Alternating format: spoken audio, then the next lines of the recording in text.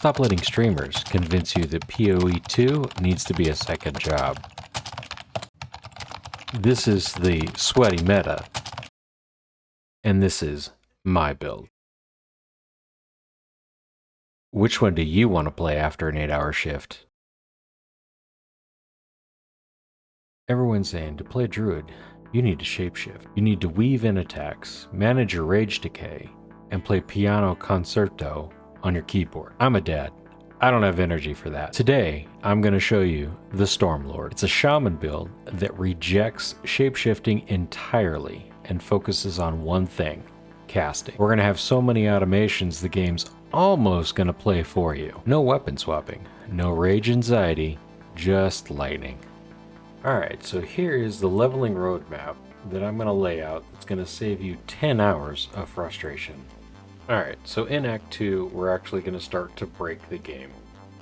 I recommend you do not take any of the rage nodes yet. Instead, we're going to take advantage of an Ascendancy node that nobody's really talking about.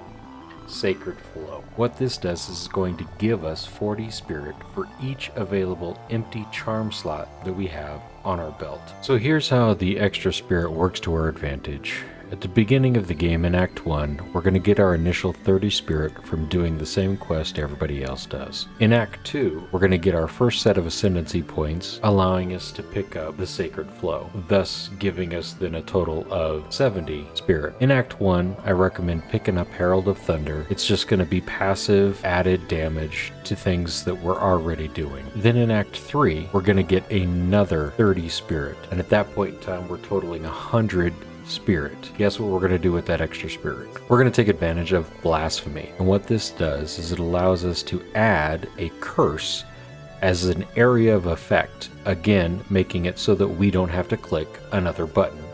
Enemies around us are going to be cursed, and we're going to be going for elemental weakness, thus increasing the amount of damage to all enemies that are actually around us. Now, beginning at level 30, we do have access to another charm slot if something happens to drop for you, or you decided to go purchase a belt with a second charm slot, giving us 40 more spirit points. With those added spirit points, you could get things like increased area of effect for the various different spirit skills that we are currently going to take advantage of. Now, since we can't log in yet, we have to rely on the physics engine. The strategy I'm going to call the wet loop.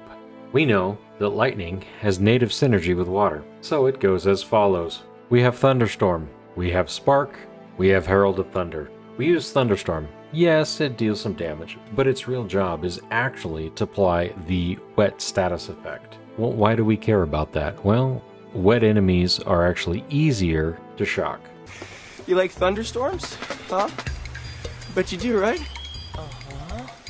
Little thunder? Stop it.